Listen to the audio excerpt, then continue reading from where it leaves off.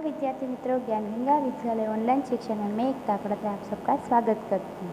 तो आज हम सामाजिक विज्ञान में आगे बढ़े। हम पहला पाठ पढ़ रहे थे, आइए इतिहास को जानें। तो इसमें हमने क्या क्या देखा था कि इतिहास जानने के महत्व क्या, इसलिए मतलब हमें इतिहास क्यों जानना चाहिए। फिर हमने इतिहास को जानने के लिए जो साधन थे वो देखे थे, ताड़पत्र और भोजपत्र, फिर आगे अभिलेख, बाद में ताम्रपत्र और फिर सिक्के। तो चलो अब हम आगे पढ़ेंगे। इतिहास के अध्ययन करता, पुरातत्वविद, इतिहासकार और यात्री। यानी कि अब इसमें हम देखते हैं कि इतिहास के अध्ययन करता कौन है। इतिहास अर्थात मानव समाज का भूतकाल जानने के लिए हमारी पुरातत्वविदों, जिन्हें अंग्रेजी में आर्कियोलॉजिस्ट कहते हैं, वे अनुसंधान करके जानकारी देते हैं। वे प्राचीन स्थानों पर जाकर उत्खनन करके मकान, सिक्का, ईंट, पत्थर, औजार, भोजन के नमूने, मनुष्य और प्राणियों की हड्डी को खोजकर उस पर शोध करते हैं। उस समय के मनुष्य की संस्कृति से हमें अवगत कराते हैं। हमारे इतिहास के हमें जो अध्ययन करता है, यानी कि जो इतिहास के बारे में जो जानकारी जानने के लिए जाता है, उसे हम आर्कियोलॉजिस्ट कहते हैं। और वो क्या करता है कि प्राचीन स्थानों में जाकर उत्खनन करके, यानी कि वो जो पुराने मकान, सिक्के, वो सब पर खोज कर उस पर शोध करते हैं। बाद में उस समय के मनुष्य की संस्कृति से हमें अवगत कराते हैं, यानी कि हम उससे हमारी पहचान कराते हैं। प्राचीन काल से मनुष्य एक जगह से दूसरी जगह पर यात्रा करता है, यानी कि प्राचीन समय से ही हम एक जगह से दूसरी जगह पर जाने के लिए यात्रा करते थे। कई यात्री दूसरे देशों में जाकर वहाँ के जीवन की विशेषताएं लिखते थे, यानी कि कई यात्री एक दूसरे देश में जाकर वहाँ के जीवन की विशेषताएं लिखते थे। ऐसे यात्रियों के यात्रा वर्णन से हम उस देश का इतिहास और संस्कृति जान सकते हैं। यानी कि ये जो यात्री थे, वो जो जगह पर जाते थे या फिर जो देशों में जाते थे, वहाँ जाकर उसकी विशेषताएं लिखते थे। वहाँ के जीवन कैसे चलता था उसकी विशेषताएं, और उसके ये वर्णन से हमें इतिहास और संस्कृति की जान होती है। उनमें मेगास्थनीज, प्लिनी, फाहियान, ह्वेंसांग जैसे यात्री शामिल थे। पुरातत्वविदों और इतिहासकारों के अनुसंधान से हमें उत्तर पश्चिम भारत में सिंधु नदी के किनारे फैली महान सभ्यता का दर्शन होता है। भारत में आज से 4500 वर्ष पहले अनेक शहर अस्तित्व में थे।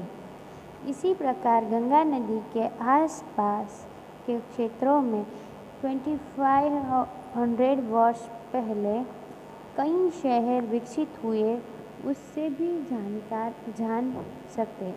यानी कि ये पुरातत्वविदों और इतिहासकारों के अनुसंधान में हमें उत्तर पश्चिम भारत में जो सिंधु नदी की फैली हुई है, उसकी महान सभ्यता के बारे में पता चलता है।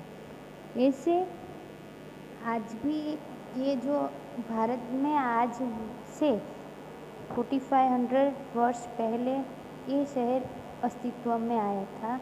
इसी प्रकार गंगा नदी के आसपास के क्षेत्रों में 2500 वर्ष पहले कई शहर विकसित हुए थे, उसे जान सकते हैं हम। इन सभी साधनों से उस समय के मानव समाज के रीति रिवाज, भोजन, पोशाक और टेक्नोलॉजी तथा संस्कृति की जानकारी प्राप्त होती है। यानी कि इस साधनों की मदद से हम उस समय के, यानी कि जो पहले के समय में जो हमारे पूर्वज थे, उसके वो जो मानव समाज था, उसके रीति रिवाज, उनका पहरवेश, उसका भोजन, उसकी टेक्नोलॉजी, फिर उसकी संस्कृति क्या थी, वो हमें जानने को मिलती है। भारत के अनेक शहरों और गांवों को खोजकर उन्हें हमें कपास, जौ, गेहूँ के अलावा उस समय के प्राणियों की जानकारी दी है। यानी कि ये जो साधन है उन्होंने हमें भारत देश के कई शहरों गांव को खोजने में तथा हमें कपास जौ गेहूँ के अलावा उस समय के प्राणियों की भी जानकारी दी थी। क्या इस साधनों की मदद इतिहासकार भूतकाल का अध्ययन करने वाले विद्वान हैं। वे प्राप्त साधनों का वर्गीकरण करके अनुसंधान करते हैं। यानी कि इतिहासकार भूतकाल का अध्ययन करने वाले विद्वान हैं जो प्राप्त किए हुए साधन है उसका वर्गीकरण करके उसे अनुसंधान करते हैं। हस्तप्रत दस्तावेजों अभिलेखों में से सूचना एकत्रित करते हैं, बाद में योग्य रूप से उसका लेखन करते हैं। यानी कि जो चीज़ हस्तप्रत दस्तावेजों या फिर अभिलेखों मिलता है उसमें जो सूचना एकत्रित होती है ना उसमें उसे योग्य रूप से लेखन करता है। पुरातत्वविद और इतिहासकार भूतकाल को हमारे सामने जीवित कर देता है। यानी कि पुरातत्वविद और इतिहासकार हमारे भूतकाल को हमारे सामने ही जीवित कर देता है। चलो भूमि का नाम। हम अपने देश को दो नामों से जानते हैं, इंडिया और भारत। इंडिया शब्द इंड्स पर से आया है जिसे संस्कृत भाषा में सिंधु कहते हैं। प्राचीन इराक और ग्रीक के लोग सिंधु नदी से परिचित थे। वे आज से 2500 वर्ष पहले इन क्षेत्रों के संपर्क में थे। यानी कि हम अपने देश को दो नामों से जानते हैं, एक तो इंडिया और दूसरा भारत। इंडिया शब्द इंड्स पर से आया है जिसका संस्कृत भाषा में सिंधु कहते हैं। इसका मतलब सिंधु है। प्राचीन इराक और ग्रीक के लोग सिंधु नदी से परिचित थे। यानी कि ग्रीक और इराक के लोग सिंधु नदी से परिचित थे पहले। वे पहले के वर्ष इन क्षेत्रों के संपर्क में रहते थे। ईरानी लोगों सिंधु नदी को हिंडोस और ग्रीक के लोग इंड्स कहते थे। वे इस नदी के पूर्व किनारे को इंडिया नाम से पहचानते थे। यानी कि जो इरानी लोग हैं वो सिंधु नदी को हिंडोस और ग्रीक के लोग थे वो सिंधु नदी को हिट्स नाम से कहते थे।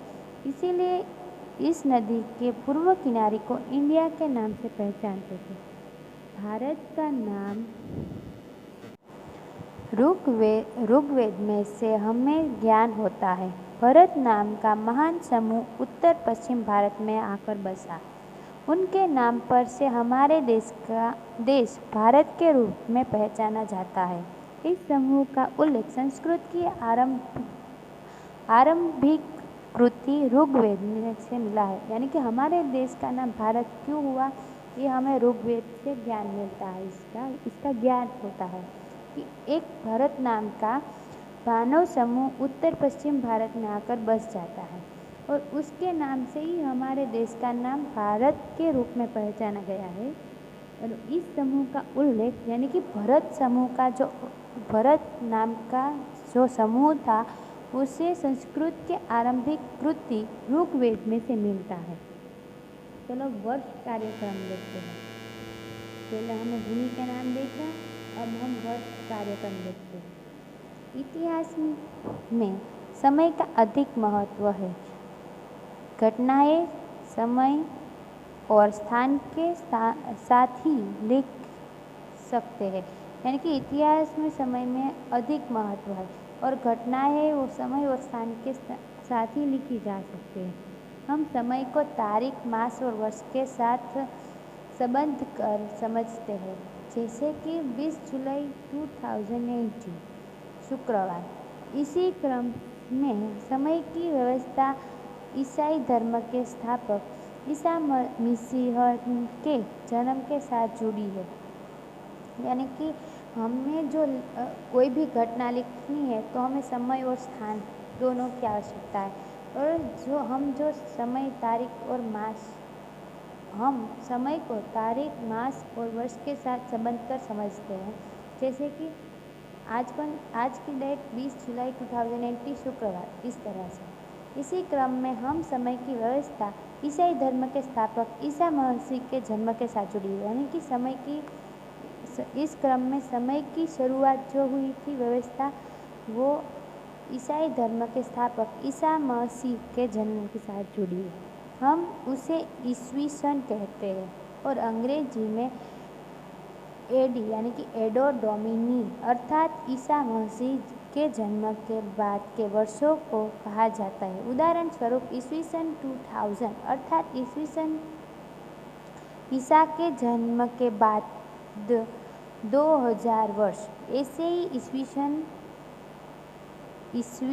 ईस्वी सन पूर्व अर्थात बिफोर क्रिस्ट। ऐसे ही ईस्वी सन पूर्व यानी कि बिफोर क्रिस्ट अर्थात ईसा मसीह के जन्म से पहले। उदाहरण स्वरूप ईस्वी सन पूर्व 2000 वर्ष अर्थात 2000 अर्थात ईसाई मसीह के जन्म से पहले का 2000 वर्ष। तो चलो ईस्वी सन पूर्व यानी कि बिफोर क्रिस्ट 5वीं शताब्दी, 4वीं शताब्दी, 3री शताब्दी, 2री शताब्दी, 1ली शताब्दी। और एनो डोमिनी यानी कि 1ली शताब्दी, 2री शताब्दी, 3री शताब्दी, 4थी शताब्दी, 5वीं शताब्दी। ईसा मसीह का जन्म इतिहास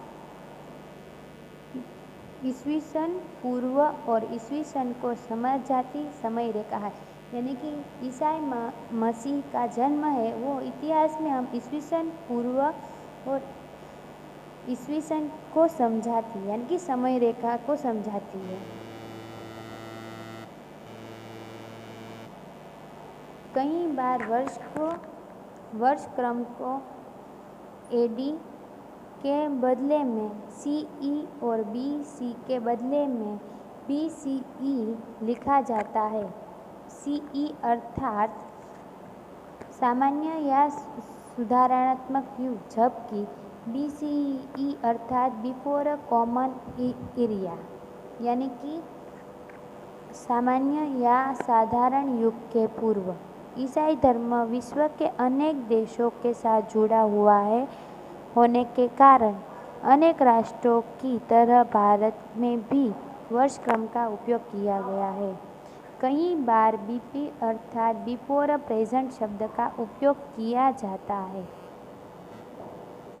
तो बच्चों, इसी के साथ हमारा सामाजिक विज्ञान में पहला पाठ आज खत्म होता है। Thank you.